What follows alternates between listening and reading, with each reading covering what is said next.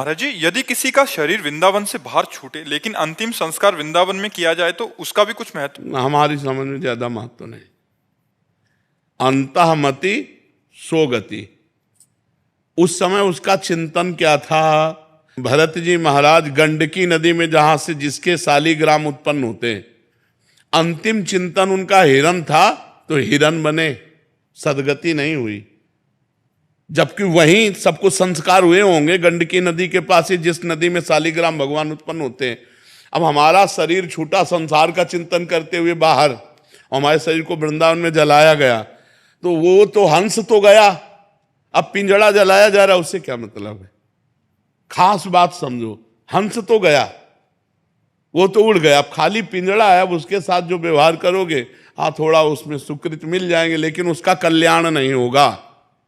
कल्याण होगा जब जीते जी वो वृंदावन का चिंतन करते हुए शरीर छोड़े, श्यामा श्याम का चिंतन करते हुए शरीर छोड़े, रामकृष्ण बोलते हुए शरीर छोड़े, तब बात बनेगी। या वृंदावन में शरीर छूटे तो कल्याण हो जाएगा, काशी में शरीर छूटे तो कल्याण हो जाएगा। ये हिरेन ऊपर मरिबो मंगल आए, बाहर अगर मर रहा है तो उसका चिंतन कहाँ है? यहाँ अंतिम समय जब शरीर जीव छोड़ता है तो सखियां आके कान में राधा नाम सुनाती है। ये वृंदा सखी का क्षेत्र है, वृंदावन धाम। जैसे काशी में कोई मरे तो भगवान शिव राम नाम सुनाते हैं, तारक मंत्र सुनाते हैं। तो ये धाम की महिमा है, काशी की महिमा है। अगर बाहर शरीर छोड़ते हो तो आपका चिंतन क्या है, उसी के अनुसार आपकी गति होगी। अगर आप चिंतन सांसारिक करते हैं तो आपकी गति सांसारिक होगी। आपका शरीर चाहे काशी में जलाया जाए, चाहे वृंदावन में जलाया जाए, हंस तो उड़ गया, पिंजड़ा को लिए कहीं भी घूमो। हाँ, श्री हरिवंश महाराज जी। गुरुदेव, जब हम किसी के बारे में ज्यादा सोचते हैं या फिर किसी को बार बार देखते हैं तो वो चीज किसी ना किसी दिन हमारे सपने में अवश्य दिखाई देती है। लेकिन गुरुदेव, जब वही हम भगवान की लीलाएं देखते हैं या फिर उनका ज्यादा स्मरण करते हैं तो भगवान उसी रूप में स्वप्न में किसका क्यों नहीं आ रहे महाराज जी? ऐसा नहीं करते। भगवान की ज्यादा लीलाएं सुनना और भगवान के लिए ज्यादा चिंतन करना, ये तो तुम महापुरुष हो जाओ। तुम साधारण बात समझते हो, केवल प्रश्न करना सहज है। भगवान की लीलाओं को ज्यादा सुनना और भगवान की लीलाओं का ज्यादा चिंतन करना और भगवान का नाम चिंतन करना, और फिर ये अधूरापन होना कि भगवान की लीलाएं हमारे स्वप्न में नहीं आती, कैसी बात करते हो? कितना भजन करते हो, कितनी लीलाएं पढ़ते हो, कौन से पुराण का अध्ययन कर लिया, कौन से शास्त्रों को श्रवण कर लिया? बोलो, कौन से बैठ करके संत चरणों में तुमने सब शास्त्रों का श्रवण किया? कितना नाम जप करते हो, कितना कीर्तन करते हो, कितने घंटे शास्त्र स्वाध्याय करते हो? केवल बच्चा प्रश्न कर लेना सहज होता है, ऐसे मर्यादा भगवान की लीला की खंडित होती है। यहाँ तो ऐसा लगता है कि जगे ना, सोते ही रहे।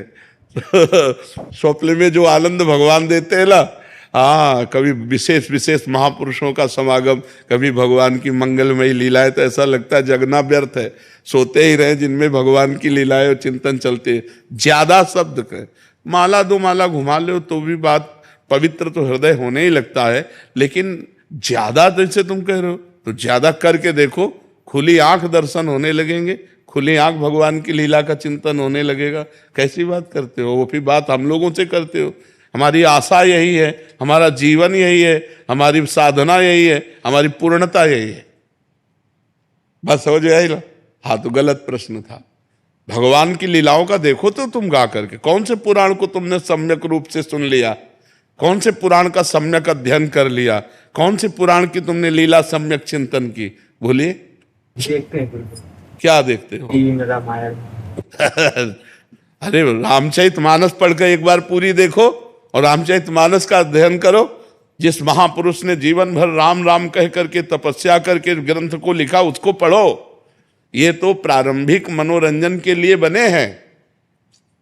देखो, वो केवल अभिनय कर रहे हैं, उनमें वो पवित्रता नहीं, वो सद्गुण नहीं है। जो अभिनय कर रहे हैं वो सद्गुण नहीं है। वो युधिष्ठिर का चरित्र देखना, तो महाभारत पढ़ो, जो भगवान श्री कृष्ण द्वैपायन व्यास देव जी ने लिखी, और जब उन युधिष्ठिर से परिचय होगा तब तुम्हारा पवित्र हृदय हो जाएगा। ये तो आकर्षण के लिए बहुत बढ़िया बनाई है, क्योंकि सच्चिदानंद लीला को प्राकृतिक लीला में उतारना सच्चिदानंद भगवान अवतरित होकर सच्चिदानंदमयी लीला किए, तो चिन्मय लीला को प्राकृतिक लीला में उतारा ही नहीं जा सकता। वो यथा कि अनुभव जो अनुकरण किया गया वो भी इतना आनंद दिया कि जिस समय रामायण चलती थी उस समय जाम लग जाता था, सब शांत हो जाते थे, लोग आनंदित होकर देखते थे। तो सोचो, जब उस समय सच्चिदानंदमयी लीला को जब तुम वाल्मीकि रामायण में पढ़ोगे, जब रामचरितमानस में पढ़ोगे, राम राम जपोगे और लीला का पढ़ करके चिंतन करोगे, तो तुम ब्रह्म ऋषि हो जाओगे, तुम भगवान के नित्य भक्त हो जाओगे। कैसी बात करते हो?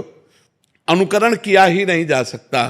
जो यत्किंचित अनुकरण है वो हमारे को भगवान की तरफ थोड़ा सा, लेकिन भगवान की लीलाओं में प्रवेश करा दे, वो तो रामायण कराएगी। रामायण का रोज पाठ करो, रामायण की रोज चिंतन वृत्ति से आरती पूजा करो और भगवान का खूब नाम जप करो और भगवान की भक्ति करो, तब लीला में प्रवेश होगा। ऐसे लीलाएं नहीं हैं, ऐसी लीलाएं उनकी तो बस ये है कि हमारे प्रभु का रोल कर रहे हैं, हमारे प्रभु के रूप में उस समय आए, तो हमारे प्रभु का कोई भी रूप धारण कर ले, तो हम जैसे संत भेष को प्रणाम कहते हैं ऐसे अपने प्रभु के रूप। लेकिन हमें जो लीला प्रवेश है वो रामायण महाभारत टीवी का देख के थोड़ी लीला प्रवेश हो जाएगा। उसके लिए तो साधना चाहिए, उसके लिए तो भक्ति चाहिए, उसके लिए रामायण पढ़ना पड़ेगा, भागवत पढ़ना पड़ेगा, महाभारत पढ़ना पड़ेगा, उसका चिंतन करना पड़ेगा, तुम्हें अपने चरित्र संभालने पड़ेंगे, तब लीला में प्रवेश होगा, तब स्वप्न में जागृत में लीला झलकती है। आर्या शरद श्रीवास्तव जी, जबलपुर से। महाराज जी, मैं एक विद्यार्थी हूँ।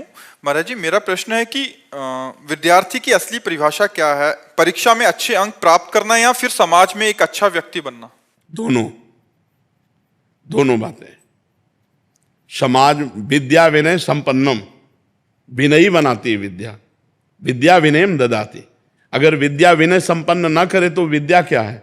तो समाज में हमारा व्यवहार विनय पूर्वक होना चाहिए, मर्यादा पूर्वक होना चाहिए और पढ़ाई में अच्छे अंक लाना चाहिए। इसलिए हमको अध्यात्म से भी जुड़ना चाहिए, हमें सत्संग सुनना चाहिए, हमें गीता है, भागवत है, रामायण जी हैं, इनका थोड़ा थोड़ा अध्ययन करना चाहिए और अपनी पढ़ाई में पूरा मनोयोग देना चाहिए और अच्छे नंबर लाना चाहिए। पढ़ाई में अच्छे नंबर लाओ और समाज में अच्छा व्यवहार करो, तभी है। अब ये पढ़ लिख कर डिग्री प्राप्त किए, माता पिता को थप्पड़ मारते हैं, गालियां देते हैं, पढ़े हैं, ये उद्दंडता है। विद्या उद्दंडता सिखाती है कि विनय सिखाती है? विद्या विनयम ददाती। पढ़े लिखे में नम्रता होती है, सम्यता होती है, विनम्र भाषा होती है उसकी। तो आज कहाँ विनम्रता है? पढ़े लिखे लोग अपने मम्मी पापा से ऐसा व्यवहार करते हैं जो होना ही नहीं चाहिए, बड़ा मृदु व्यवहार होना चाहिए। वयोवृद्ध मम्मी पापा, दादा दादी, इनसे व्यवहार विनम्र होना चाहिए। तो हमें लगता है कि पढ़ाई में भी अच्छे नंबर लाओ और समाज में भी अच्छा व्यवहार आपका होना चाहिए, तभी आपकी पढ़ाई सफल है, तभी आपका जीवन सफल है। दिव्यांशी जी, ऋषिकेश से। राधे राधे महाराज जी। महाराज जी, कठिन समय में राधा नाम से जो हिम्मत मिलती है वो अद्भुत है, परंतु महाराज जी कभी कभी जीवन की कुछ परिस्थितियां इतनी कठिन हो जाती हैं कि फिर विश्वास डगमगाने लगता है, फिर नाम जप में भी मन। उस समय प्रार्थना करनी चाहिए।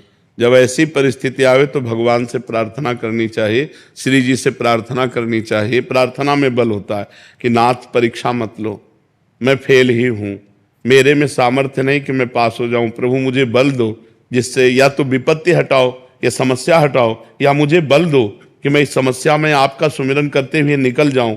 नाथ, अगर आप मुझे छोड़ दोगे तो मैं गिरी जाऊंगी, मेरे में कोई सामर्थ्य नहीं। प्रभु, तो प्रभु से प्रार्थना करो, आप देखेंगे आपको तत्काल बल मिलेगा। प्रार्थना से तत्काल बल की प्राप्ति होती है, प्रार्थना से भगवान का अवतार हो जाता है। सब देवता ऋषि मुनि मिलकर जब भगवान की प्रार्थना करते हैं तो भगवान अवतरित होने के लिए विवश हो जाते हैं। यदि हम भावपूर्वक प्रार्थना करेंगे तो भगवान या तो परिस्थिति हटा देंगे या परिस्थिति सहने योग्य हमें बना देंगे। आप प्रार्थना कीजिए और नाम जप कीजिए। जयप्रकाश जी, मथुरा से। राधे राधे महाराज जी। महाराज जी, पाप कर्म का फल संकल्प लिए बिना ही मिल जाता है, लेकिन मनोकामनाएं पूर्ति हेतु कोई भी कर्म कांड अनुष्ठान के लिए अपना नाम, अमुक गोत्र, स्थान, तिथि आदि बोलकर संकल्प लिया जाता है तथा वैवाहिक तात्कालिक सुख के लिए, तात्कालिक परिवर्तन के लिए संकल्प किया जाता है। तात्कालिक कि मैं अभी ये चाहता हूं, और जो पूर्व से उसका संकल्प किए हो क्या? जो पूर्व का पुण्य है उसका संकल्प करते हो क्या? वो अपने आप आकर के सुख दे देता है।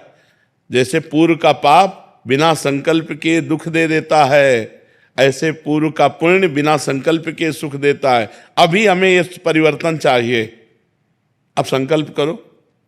उसका अनुष्ठान करो, और अगर उसका अनुष्ठान जोर पड़ता है तो पूर्व प्रारब्ध जो पाप है उससे जोर का अनुष्ठान हो जाएगा तो परिवर्तन हो जाएगा, नहीं खोपड़ी के बल खड़े हो जाओ तो नहीं परिवर्तन होगा। करके देख लो, हो ही जाता है क्या? सबका हो ही जाता है क्या? करके अनुष्ठान देख लो। यदि पाप है 250 ग्राम और संकल्प है 25 ग्राम, क्या करेगा? 4-5 बार अनुष्ठान करवाओ और वो नष्ट हो, तब जाकर सफलता होगी। ऐसे थोड़ी सफलता हो जाएगी। नहीं, सब संकल्प करते हैं काम बन जाए ना तुरंत। सबके काम बन जाते हैं क्या संकल्प करते? नहीं बनते। जिसका अब पाप है 25 ग्राम और संकल्प है 250 ग्राम, दबा के उसे नष्ट कर दिया, सफलता प्राप्त हो गई। तो तत्कालिक सुख का परिवर्तन करने के लिए कि हम तत्कालिक परिस्थिति को उत्तम बनाना चाहते हैं, इसके लिए संकल्प किया जाता है। इसके लिए संकल्प किया। समझ पाएगा आपकी नहीं पाए?